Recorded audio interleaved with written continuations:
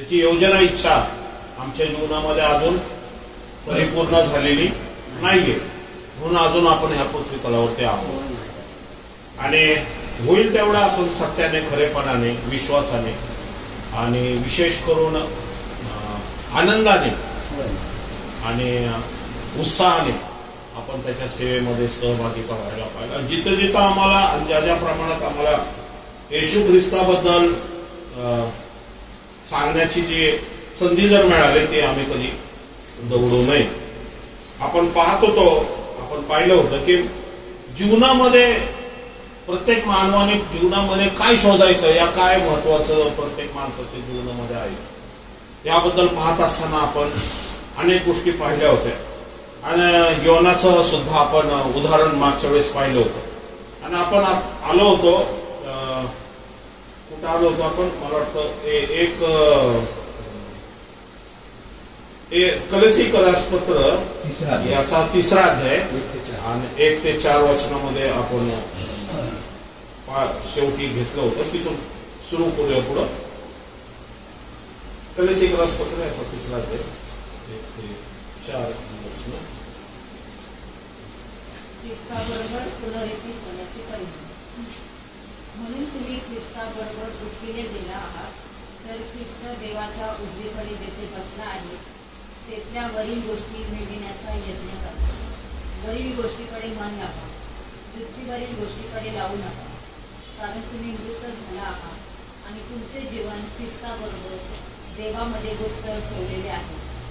आपले जीवन जो ख्रिस्त तो प्रगट केला जाईल तेव्हा तुम्हीही त्याच्याबरोबर गौरवात प्रगट केले जा. वचन या टायटलच असं दिलेलं आहे, ख्रिस्ताबरोबर पुनरुत्थित होण्याचे परिणाम. बरोबर आहे ना? आता नीट लक्षात घ्या, अजूनपर्यंत आपलं पुनरुत्थान झालंय का? नाही झालंय. पुनरुत्थान झालंय आपलं? आपण फिजिकली पुनरुत्थान नाही झालं आपलं, पण स्पिरिच्युअली आपलं पुनरुत्थान झालेलं आहे.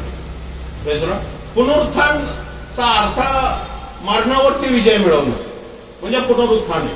ओके, कारण येशू ख्रिस्त म्हटलं पुनरुत्थान आणि जीवन मीच आहे. आणि त्यानुसार आपण पाहतो इथं की येशू ख्रिस्तावरती विश्वास ठेवणारे जे आहेत ना, हे कशा प्रकारे असावे? येशू ख्रिस्तावरती विश्वास ठेवणारे म्हणजे त्यांची पुढची जी वाटचाल, जीवनाची जी वाटचाल कशी असावी ना, याचं एक रहस्यमय गोष्टी इथं आपण पाहत आहोत, या पाहणार आहोत. नीट लक्षात घ्यायचं. आपण पहिलं वचन वाचूया. म्हणून तुम्ही ख्रिस्ताबरोबर उठविले गेला आहात. हा, म्हणून तुम्ही ख्रिस्ताबरोबर उठवले गेला आहात, तर ख्रिस्त देवाच्या उजवीकडे जेथे बसला आहे तेथल्या वरील गोष्टी मिळविण्याचा यत्न करा.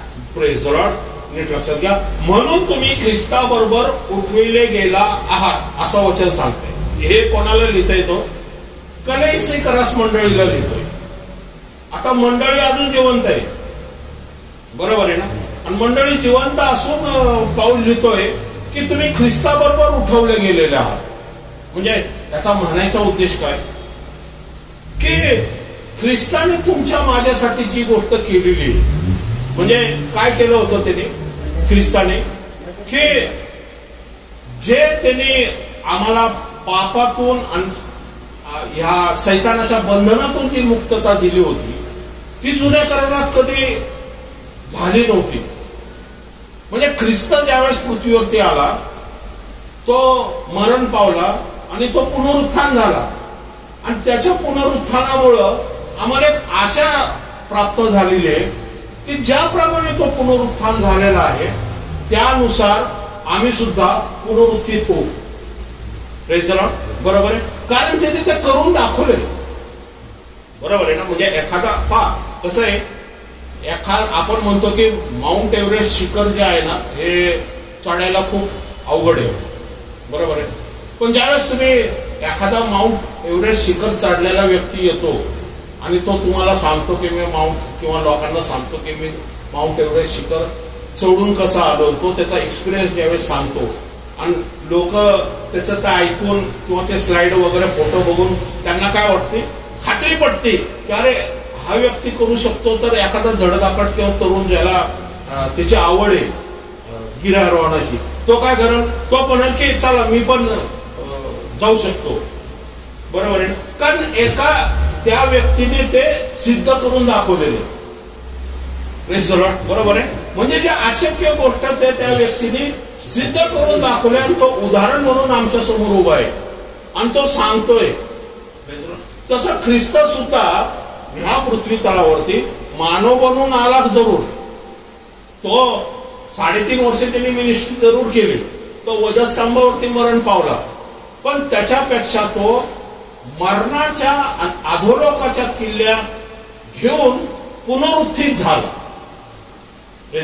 म्हणजे आपल्याला काय आशा आहे की जो अधोलोक आणि ज्याला म्हणतो मरणाच्या किल्ल्या घेऊन पुनरुत्थान होऊ शकतो, जर मी त्याच्यावरती विश्वास ठेवला, त्याला जर मी फॉलो केलं, तर त्याच्या सारखं मी सुद्धा, माझं शरीर आणि माझा आत्मा सुद्धा त्या प्रकारे काय होईल, त्याच्या अनुसार, म्हणजे त्याच्यावरती विश्वास ठेवल्याने मी सुद्धा त्याला अनुसरू शकतो आणि त्याला मिळालेलं ज्याला मिळालेलं जे सामर्थ्य आहे ना, ते मला सुद्धा प्राप्त होईल. बरोबर, म्हणून एक तो उदाहरण म्हणून आमच्या समोर ठेवला गेलेला आहे ख्रिस्त. आणि म्हणून म्हटलेलं आहे की उठवला जाणं याचा अर्थ काय, की आम्ही आता ह्या जगाच्या बंधनातून, जगाच्या प्रॉब्लेम मधून, जगाच्या समस्यामधून, या पापाच्या बंधनातून, या सैतानाच्या तावडीतून आमची आता मुक्तता झालेली. आणि म्हणून तो काय म्हणतो की आता तुम्ही ख्रिस्त जसा उठला तसं तुम्ही सुद्धा काय झालेलं आहे, मृतातून उठल्या गेलेला आहे, या मृतांवर विजय मिळवलेला आहे. अजून आपण विजय मिळवलेला नाही, पण तरी परमेश्वर आमच्याकडे कसं बघतो, पुनरुत्थित असलेले असे. बरोबर आहे. आणि मग तो काय म्हणतो पुढं, तर ख्रिस्त देवाच्या उजवीकडे जेथे बसला आहे. इथं स्पष्ट दिले की ख्रिस्त कुठं बसलेला आहे, बरोबर आहे. ओके, आता देव कुठं बसतो, स्वर्गात. बरोबर आहे ना, म्हणजे 100% देव स्वर्गातच बसतो. पण ख्रिस्त कुठं बसलेला आहे, देवाच्या उजवीकडे बसलेला आहे. बरोबर, म्हणजे ख्रिस्त कुठं बसलेला आहे, स्वर्गात बसलेला आहे. बरोबर. तो पहिल्यांदा काय म्हणतो की तुम्ही आता पुनरुत्थित झालाय, ख्रिस्ताबरोबर पुनरुत्थित झालाय. याचा अर्थ काय, आता तुम्हाला जे जुन्या करारानुसार तुम्हाला स्वर्गाचा मार्ग बंद होता, तर तुम्ही स्वर्गामध्ये जाऊ शकत नव्हता. का, बैलाच्या कोकराच्या रक्ताने कुठलाही व्यक्ती नीतिमान ठरू शकत नाही आणि त्याच्या आत्म्याचं पुनरुत्थान होऊ शकत नाही. का, कारण पुनरुत्थान करणारा जो आत्मा आहे आणि जे शरीर आहे ते अजून स्वर्गात लपलं होतं, देवामध्ये गुप्त होतं. तो कोण आहे शब्द, येशू ख्रिस्त, जो अजून आला नव्हता. बरोबर, तो नवीन करारात आला. म्हणून जुना करार हे वाट बघत होतं अब्रामाच्या उराशी, की तो त्यावेळेस शब्द हा देह धारण करून येईल आणि तो देह आणि तो आत्मा ज्यावेळेस पुनरुत्थित होईल, त्यावेळेस मरण आणि अधोलोक ह्याच्या ज्या चाव्या आहेत ना, हा येशू घेईल. कारण त्या चाव्या तोपर्यंत सैतानाच्या तावडीत, आदामापासून ते येशू ख्रिस्ताच्या पुनरुत्थानापर्यंत त्या संपूर्ण चाव्या सैतानाच्या तावडीत होता. कारण येशू सुद्धा 3 दिवस सुखलोकामध्ये बसला होता. पण तिसऱ्या दिवशी परमेश्वराने जो ज्याला म्हणतो फर्स्ट फ्रूट, जे आपण शिकलो होतो, फर्स्ट फ्रूटचा जो रविवारचा सण होता, त्यावेळेस काय केलं, त्याला पुनरुत्थान करण्यासाठी पवित्र आत्मा पाठवला. आणि त्या पवित्र आत्म्याने काय केलं, त्याला पुनरुत्थान केलं. पण पुनरुत्थान होत असताना येशू पुनरुत्थान झाल्यामुळे त्यांनी मरण आणि अधोलोकाच्या चाव्या काय केल्या, स्वतःकडे घेतल्या आणि त्यांनी सुखलोक उघडलं. आणि सुखलोक उघडल्यानंतर जे आदामापासून तर त्या चोरापर्यंत, चोर हा सर्वात शेवटी सुखलोकात गेलेला. बरोबर आहे, आज खूपच बरोबर सुखलोक, त्याच्यापर्यंत संपूर्ण जुना करार हा उठवला गेला. कारण चावी आता येशू ख्रिस्ताकडे. आणि मग सर्व लोकांचं काय झालं, थडगे उघडल्यामुळं सर्व लोक पुनरुत्थित झाले. आणि मग आता स्वर्गाचे जे दार आहे ते आता ह्यापासून पुढं ओपन झालेलं आहे. आणि म्हणून तिथं म्हटलेलं आहे की येशू तिथं स्वर्गात बसलेला आहे. आता तो असं नाही म्हटला की आता सुखलोकाकडे लक्ष द्या. सुखलोकाचे दिवस आता संपलेले, कारण सुखलोक येशू ख्रिस्ताने स्वर्गात घेऊन गेलेला आहे. म्हणून म्हणतो येशू ख्रिस्त जो परमेश्वराच्या उजवीकडे बसलेला आहे. आता येशू ख्रिस्त कुठं बसलेला आहे, स्वर्गामध्ये बसलेला आहे. आणि तो कुठं बसलेला आहे, परमेश्वराच्या उजवीकडे बसलेला आहे. का बसलेला आहे, पण परमेश्वराने त्याचा गौरव केलं आणि पुन्हा त्याचा जन्म होऊन, आपण पाहिलेलं आहे ते, पुन्हा जन्म होऊन त्याला काय केलेलं आहे, आपल्या उजवीकडचं स्वर्ग आणि पृथ्वी, पृथ्वी खालचा अधिकार संपूर्ण त्याला सोपवण्यात आलेला आहे.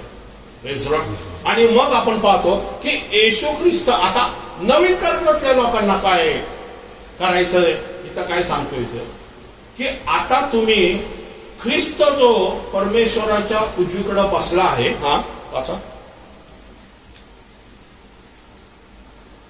तिथल्या वरील गोष्टी मिळविण्याचा यत्न करा. हा, तिथल्या वरील गोष्टी मिळवण्याचा यत्न करा. बरोबर. आता आपण पृथ्वीवरच्या गोष्टी मिळवायचा प्रयत्न करतो, या पराकाष्ठा करतो, या यज्ञ करतो. पण हिथं वचन काय सांगतंय की काय गोष्टी मिळवायचा प्रयत्न करा, की जिथं येशू ख्रिस्त स्वर्गात बसलेला आहे त्या गोष्टी मिळवायचा प्रयत्न करा. बरोबर. आपण या पृथ्वी तलावरतीच सर्व गोष्टी मिळवायचा प्रयत्न करतो. गाडी, बंगला, नोकरी, धंदा, पैसा, सर्व गोष्टी. बरोबर आहे ना. सुखसोयी, काय खायचं, काय प्यायचं, काय पांघरायचं, या गोष्टी मिळवण्याचा प्रयत्न करतो. ही माणसाची गरज आहे. या गरजेनुसार मनुष्य काम करतो आणि सर्व गोष्टी पैसा कमवतो आणि आपल्या मुलाबाळांसाठी आणि आपल्या कुटुंबाचं काय करतो, तो पालन पोषण करतो. ते तर करणं गरजेचंच आहे.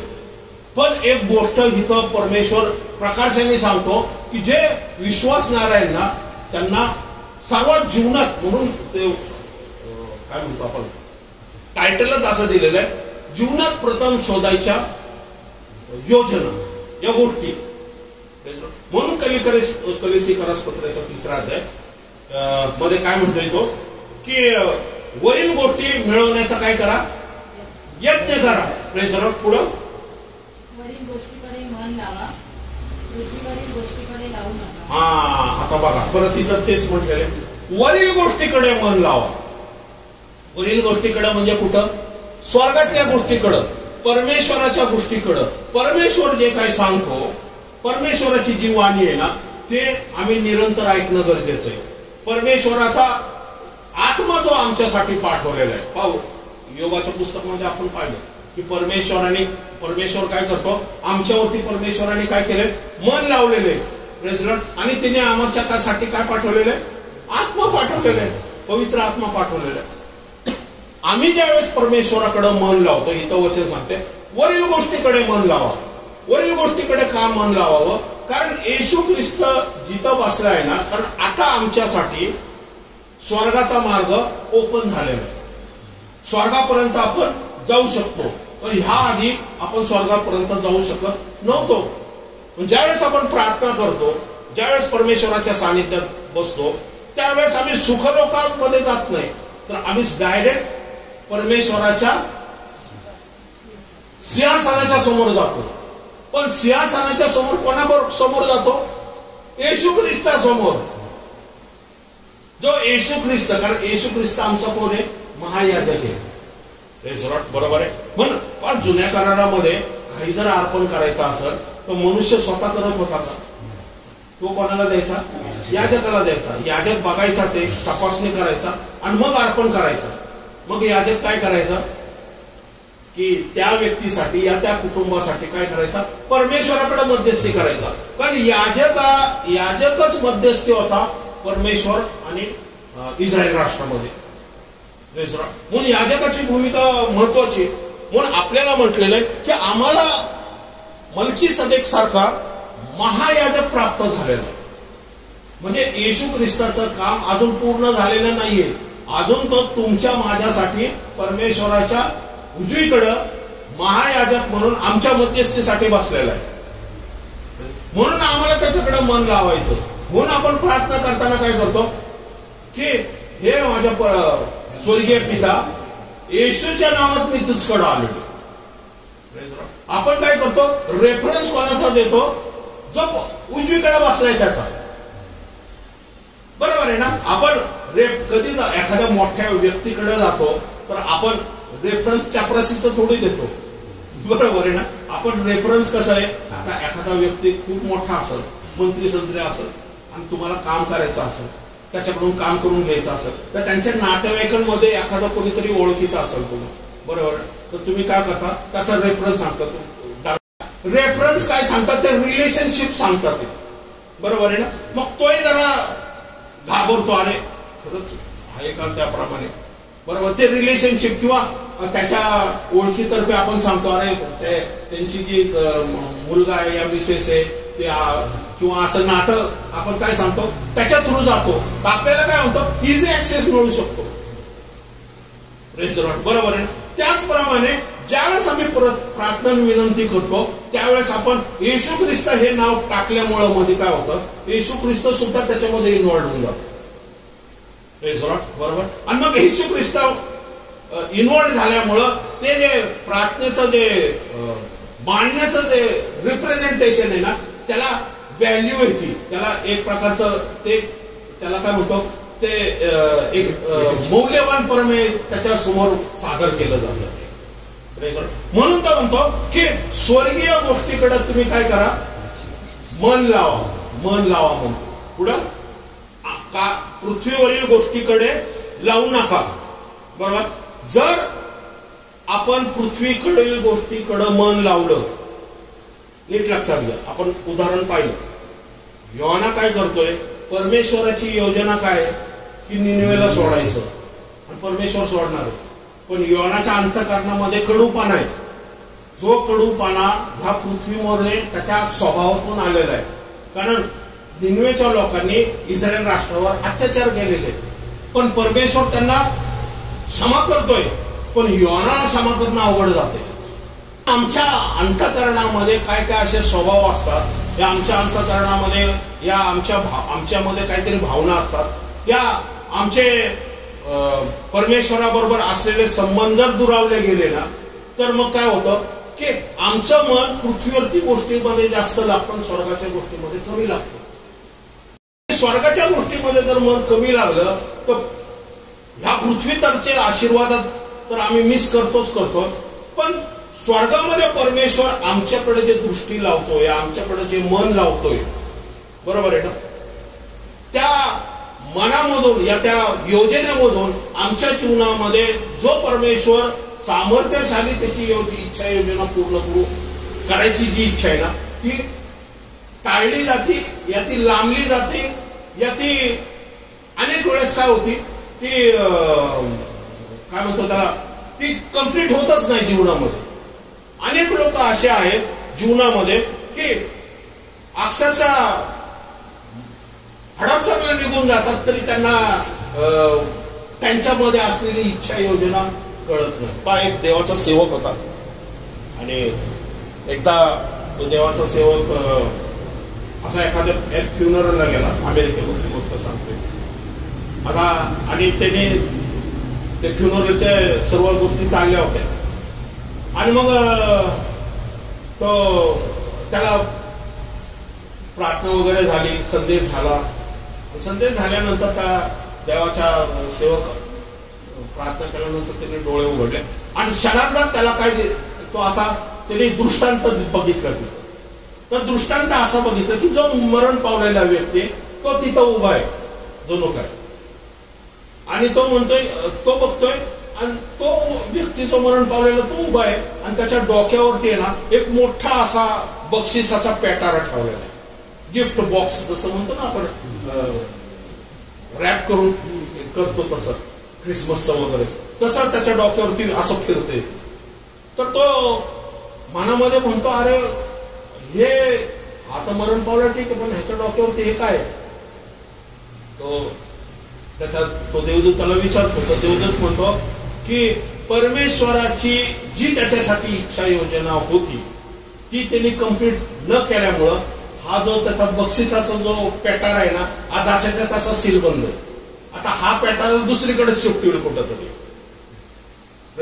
बरोबर. कायचा उद्देश कसा की आपल्याला जर आपली इच्छा योजना कळाली नाही तर स्वर्गीय स्थानामध्ये आमचा तोटा होणार आहे. कारण वचन आपल्याला काय सांगते की लाकूड, गवत आणि पेंढे जे आहेत ना, ह्याने केलेलं बांधकाम काय होणार, हे जळून जाणार आहे आणि आमचा तोटा होणार आहे. म्हणून आम्ही कशा प्रकारे परमेश्वराच्या सेवेमध्ये काम करतो, विश्वासाने, खरेपणाने, आणि हेतू सुद्धा आमचा पाहायला जाईल. आम्ही कुठल्या हेतूने करतोय, किंवा आम्ही कशा प्रकारे कुरकुर करत करतो का आनंदाने करतो. बरोबर आहे ना. कारण योना तर गेलाय, पण योना कुरकुर करतच गेलाय. बरोबर आहे ना. कारण शेवटी तो ते झाडाच्या खाली बसतो तर त्याच्यातून कुरकुरच दिसते. बरोबर. कारण मानवी मन जे आहे ना, पृथ्वीकडे जर आमचं मन जर लागलं ना, तर परमेश्वराचं जे कार्य असतं ना त्याच्यामध्ये आपण आनंदित होऊ शकणार नाही. जे सामर्थ्य आणि जी शांती परमेश्वरातर्फे आम्हाला मिळणार आहे ना काम केल्यानंतर, ज्यावेळेस तुम्ही देवासाठी काहीतरी करताना एक प्रकारचं एक आनंद आणि शांती तुमच्यामध्ये त्याचा वर्षाव होतो.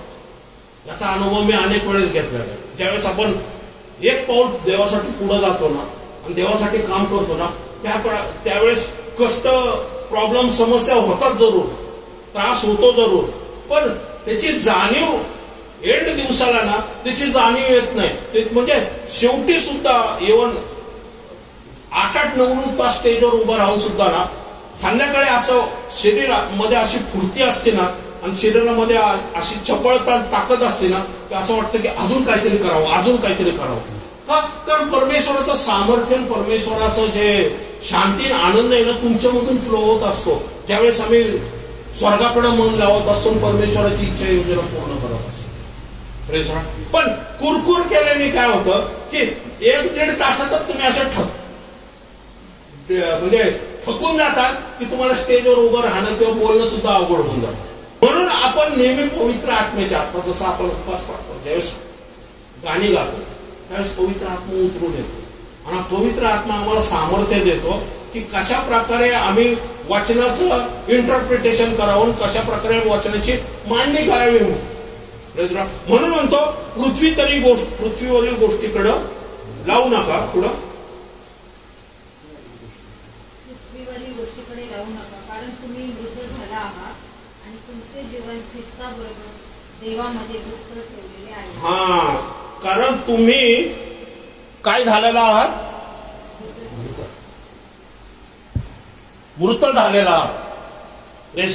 मागच्या वेळेस मी सांगितलं मृत याचा अर्थ काय. मृत याचा अर्थ काय, मृत व्यक्ती हा स्वतःची इच्छा, स्वतःची योजना या स्वतःच्या विचार कल्पनाने चालत नाही. बरोबर आहे ना. म्हणजे कसं आहे की एक आमचे ओळखीचे होते आणि त्यांची मिसेस एक्सपायर झाली आणि त्यांचा मुलगा पण होता. आणि मग ते हजबंड जो होता तो काय म्हटला की मेलेल्यांना मेलेल्यांमध्ये पुरू दे. बरं का. तर तो मुलगा म्हटला की मृत झालेली व्यक्ती काय स्वतः जाऊन कपड्यात बसेल का काय. बरोबर आहे ना. त्याला तरी कपड्यात ठेवायला पण तरी जायला पाहिजे का. बरोबर. म्हणजे मृत व्यक्ती स्वतः काही करू शकत नाही, जिवंत व्यक्तीच करू शकतो. बरोबर आहे ना. म्हणजे सांगायचा उद्देश असा की मृत व्यक्ती हा कसा असतो, स्वतःच्या भावनेने चालत नाही, स्वतःच्या योजनेने चालत नाही, स्वतःच्या इच्छेने चालत नाही आणि विचार कल्पना त्याचे जे असतात ना हे चालत नाही तो. बरोबर. म्हणून तो काय म्हणतो, तुम्ही काय झालेला आहात, मृत झालेला आहात आणि तुमचे जीवन प्रेज लॉर्ड. आता नीट लक्षात घ्या, तुम्ही मूर्त झालेला आहे याचा अर्थ काय? तुम्ही कशासाठी मूर्त झालेला आहे? जगासाठी मूर्त झालेला आहे. पहा, तुम्ही तुमची जे शारीरिक जी इच्छा, या भावना, या विचार कल्पना ह्याला आळा घालू शकत नाहीये. हे तर आपण करतोच आहे, बरोबर आहे ना? असं होतं का काय की आपण आपली इच्छा, आपण कामावर असतो तो आपली इच्छा असते की घर यावं, गाडी घ्यावी, बंगला घ्यावा, मुलांना चांगल्या शाळेत शिकावं, बरोबर आहे ना? आणि कधी कधी आमच्या भावना उत्पीडित होतात.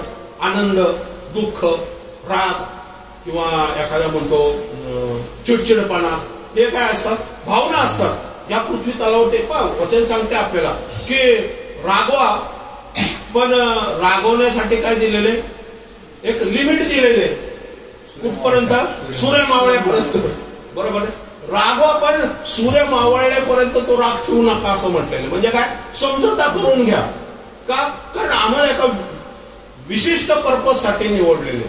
कारण तो राग जो आहे ना, हा मृत झाला.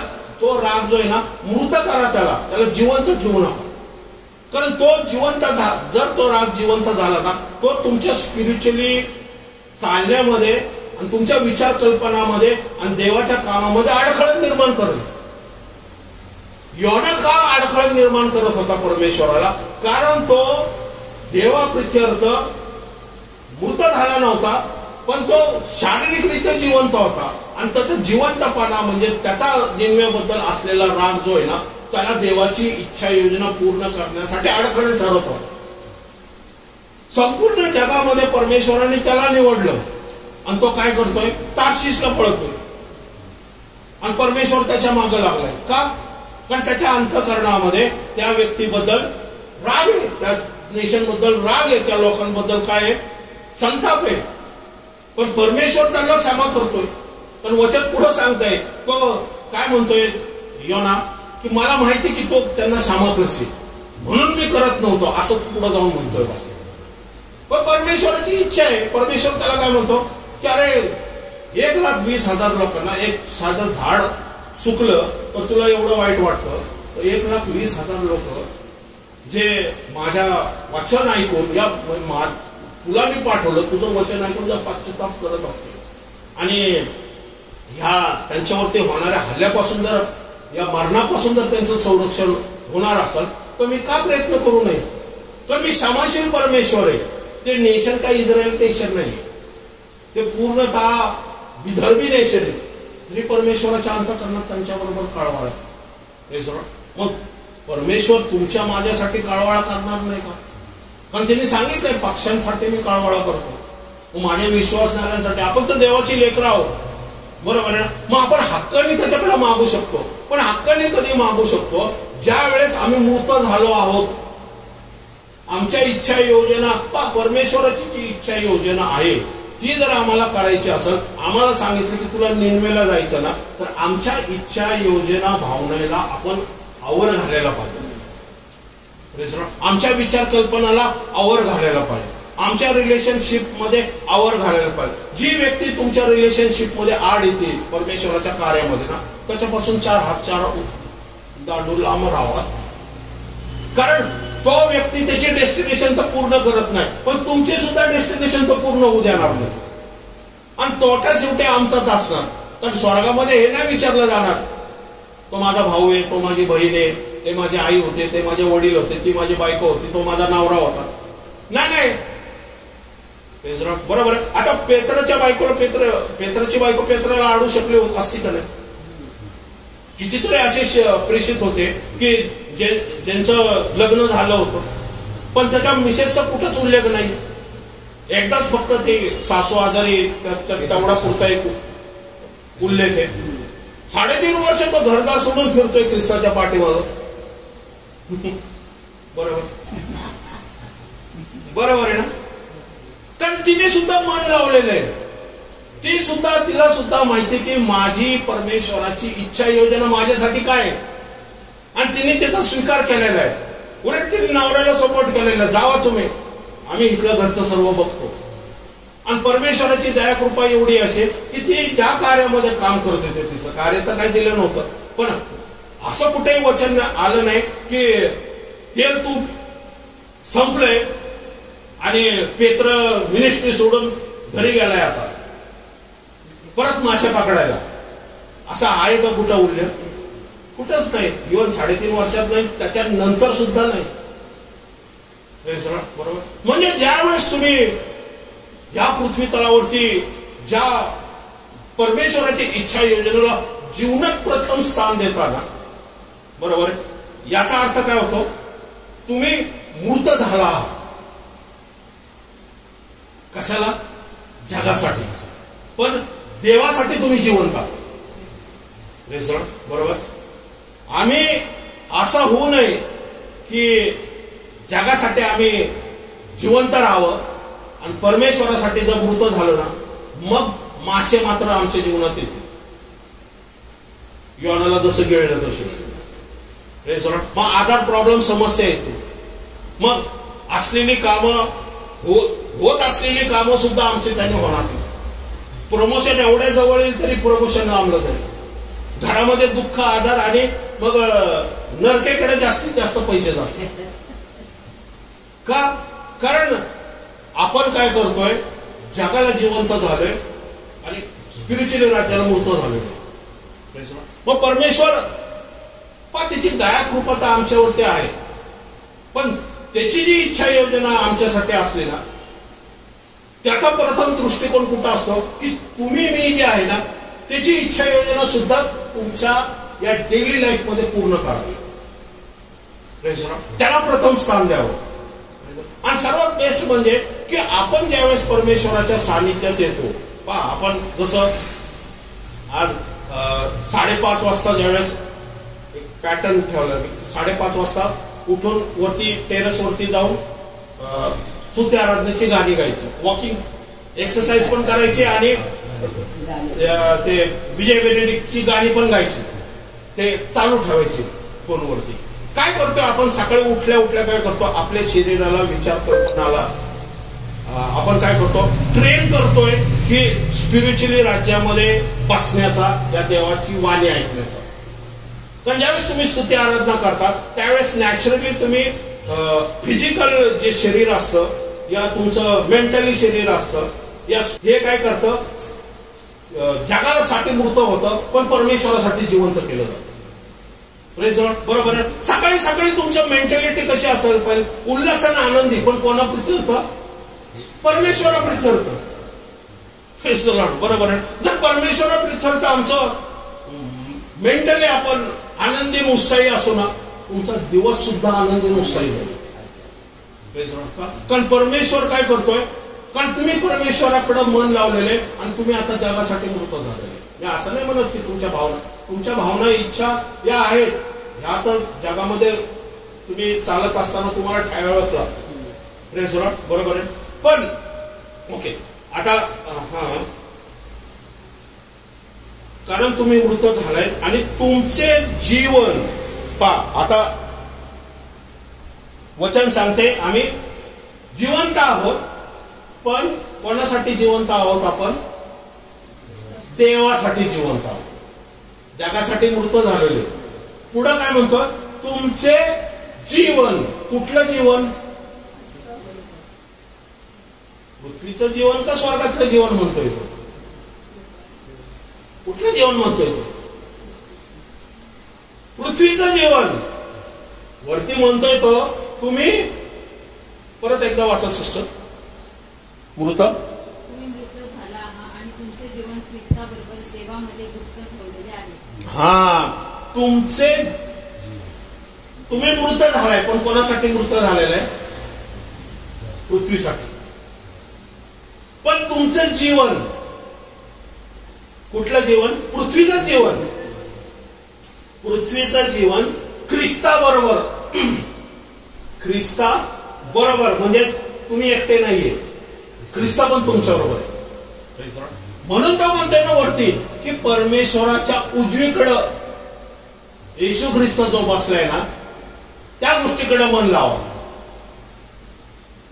म्हणजे येशू ख्रिस्त सुद्धा तुमच्या सहाय्य मदतीसाठी आहे. कारण त्यांनी काय म्हटलेलं आहे की मी तुम्हाला टाकणार नाही, सोडणार नाही. जगाच्या युगाच्या समाप्तीपर्यंत मी सदैव तुमच्या बरोबर राहील.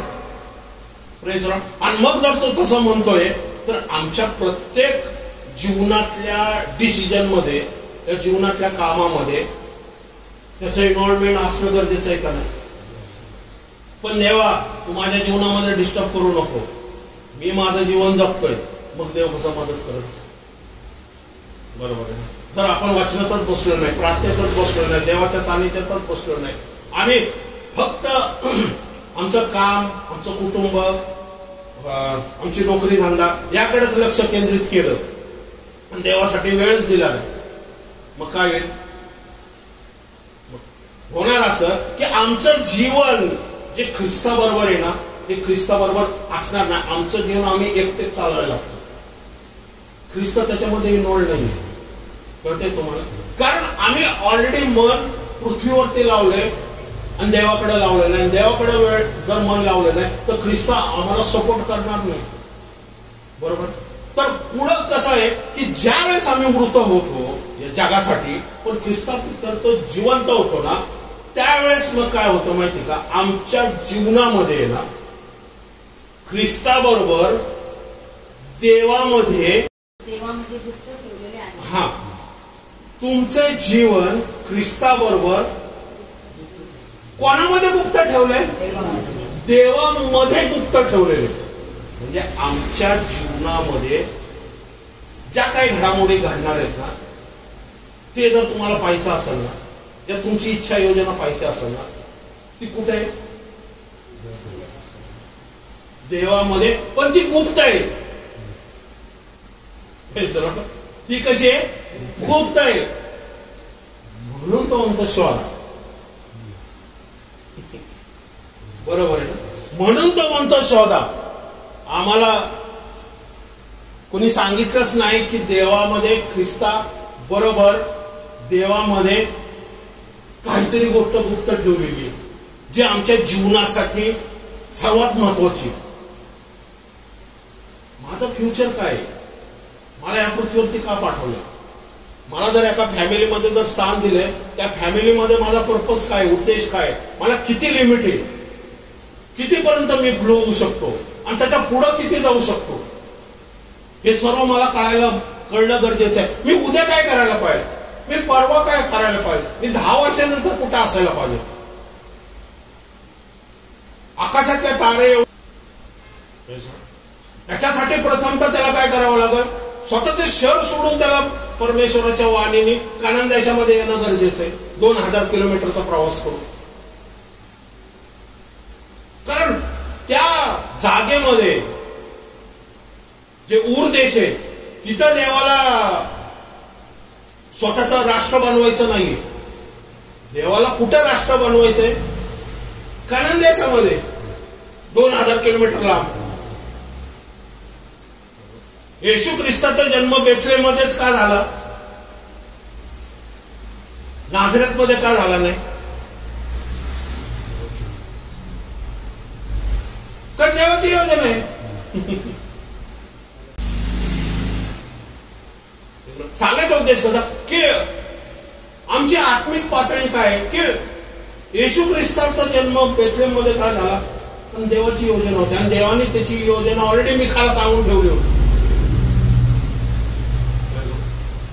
बरोबर. हेरोद जे मागी लोक का आले? का ती लिहून ठेवलं होतं देवाने, ती देवाची इच्छा योजना होती. ते मागी लोक काय ज्यूज नव्हते. परमेश्वराने निवडलं कुठलं राष्ट्र? इस्रायल. डोक्यावरती धडधडीत तो तारा दिसतोय. बरोबर आहे. धडधडीत तारा दिसतो, जे वचनामध्ये लिहून ठेवलेले. तरी त्यांचं लक्ष वरती घेत नाहीये. त्यांचं लक्ष कुठे आहे? हेरोदाकडेच आहे, मंदिरामध्येच आहे. अजिबात त्यांचं लक्ष नाही की तारणारा जन्मलेला आहे. हे 2500 किलोमीटर चालून ना ते यहुदी आहे ना ते विश्वास ठेवणार आहेत. सगळ्यात येऊन त्यांनी काय केलेले? गंधरस, ऊद, सोनं घेऊन ते राजाला भेटायला आलेले. तारणाऱ्याला भेटायला आलेले. का? कारण त्यांनी मन त्या तारेवरती लावलं, त्या तारेवरती विश्वास ठेवला. म्हणजे येरुशलेमला आधी माहिती पाहिजे होतं, तर त्या मागे लोकांनी येऊन सांगितलं, अहो झोपलात का तुम्ही, तारा दिसतोय का नाही तुम्हाला. कळत? देवाची इच्छा योजना त्यांनी ओळखली, पण ज्याच्यासाठी देवानी मन लावलं होतं आणि ज्याच्याकडे परमेश्वराने आत्मा पाठवला ते ढाराढोर बसलेले, त्यांना काहीच माहित नाही. आणि हेरोद घाबरला. कळते तुम्हाला किती मोठ्या प्रमाणात जे आहे ना, आपण परमेश्वराची वेळ मिस करू शकतो, परमेश्वराचं सामर्थ्य मिस करू शकतो. अहो तुम्ही तारणाऱ्यालाच मिस केलं तर मग पुढे राहिलंच काय, मग स्वर्गात कसं जाणार तुम्ही. बरोबर आहे ना. तारणाऱ्यालाच मिस केलं. मार्ग सत्य जीवन मीच आहे, माझ्याकडे आल्यापासून स्वर्गामध्ये कोणी येऊ शकत नाही. आणि तारणाऱ्याला जर आपण मिस केलं तर स्वर्गामध्ये कसं जाणार. कारण वचन आपल्याला काय सांगते की ख्रिस्त जिथं बसलेला आहे, म्हणजे स्वर्गाकडे जायची काय चावी या काय पाय आहे, ख्रिस्तच.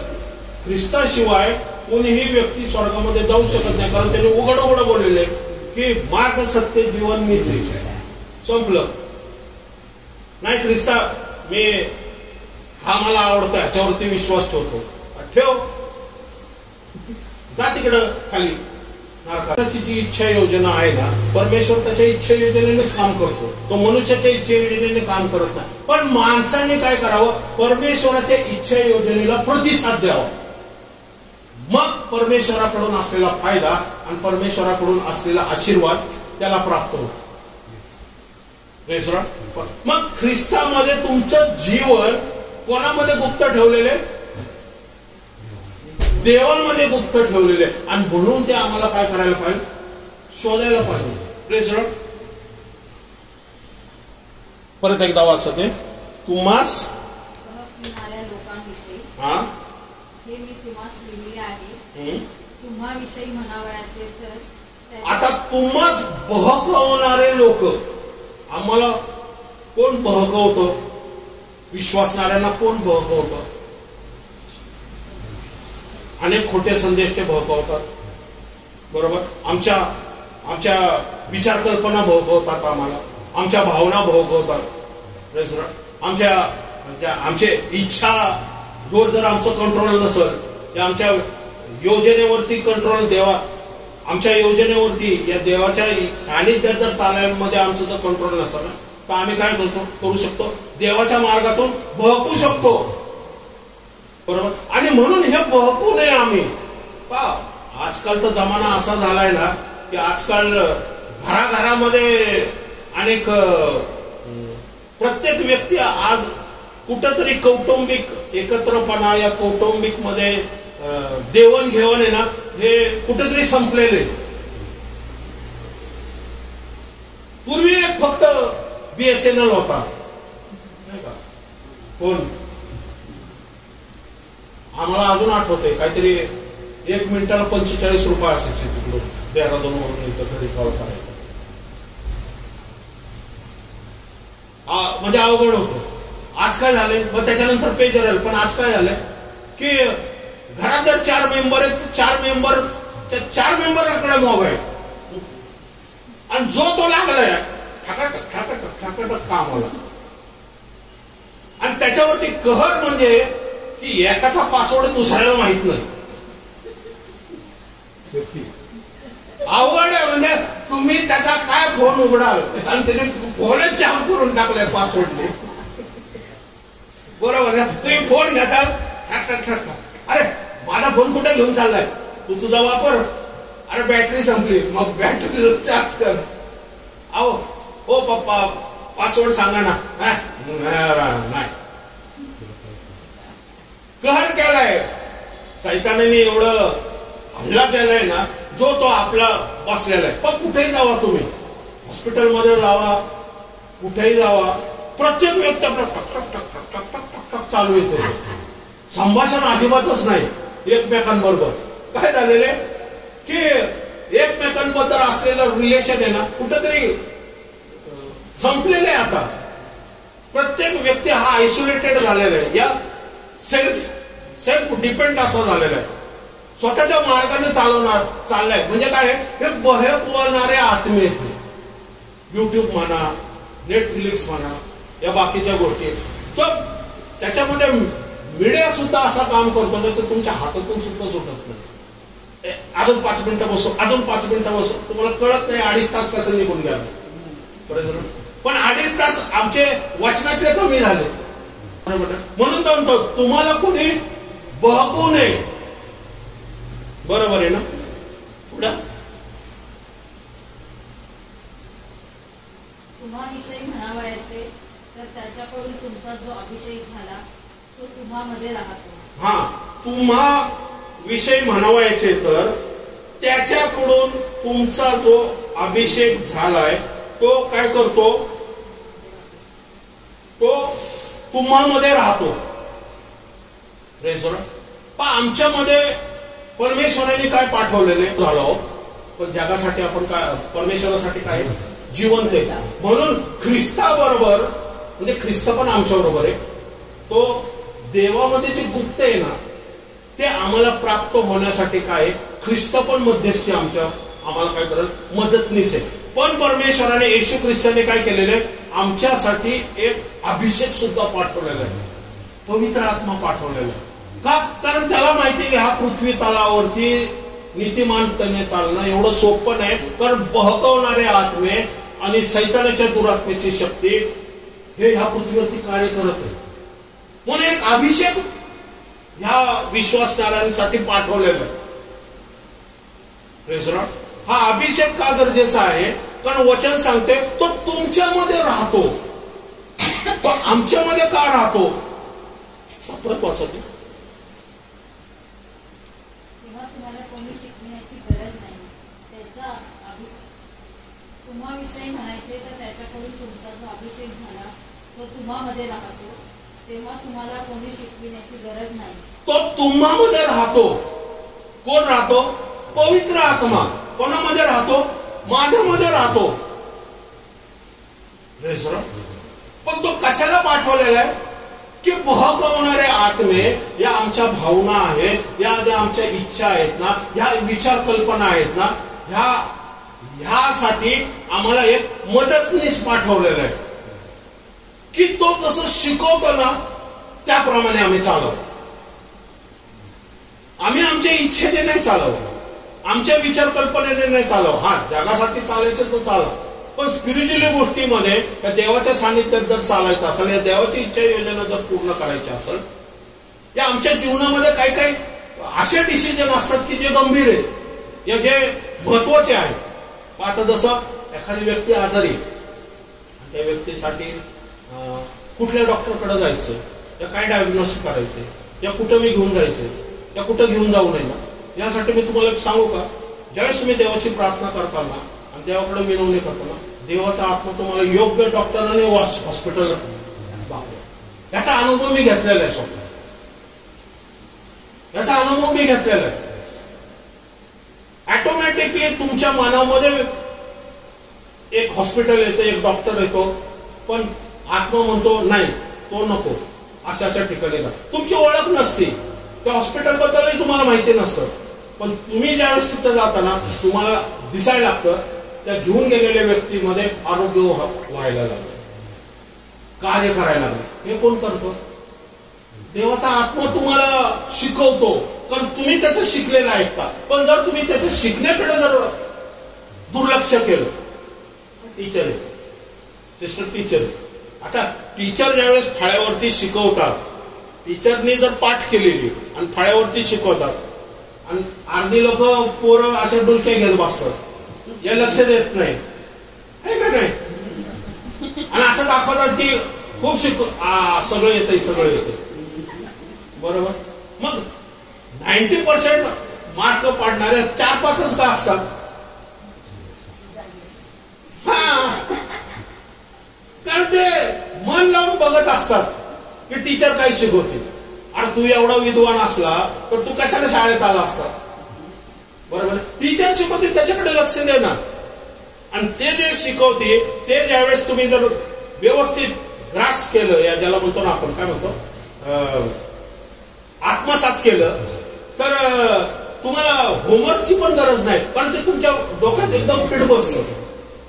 मला अजून आठवते, आमचे मराठीचे सर असायचे, ते एवढे असे मराठीचे धडा एवढा इंटरेस्टिंगने सांगायचे ना, गोष्टी रूपी असे, की त्यांच्या तासाला ना आणि हसवायचे खूप, आणि त्यांच्या तासाला ना बसायला खूप मजा वाटायची. ज्ञान होतं वाढवायचं, आणि मग तो अशा प्रकारे ते एक्सप्लेन करायचे ना, तर मराठीमध्ये पोरं एवढं गंभीरपणे ऐकायचे आणि सर्व लिहून घ्यायचं. मराठीमध्ये सगळा क्लासच्या क्लास पास असायचा का, कारण इंटरेस्ट वाटायचा तो.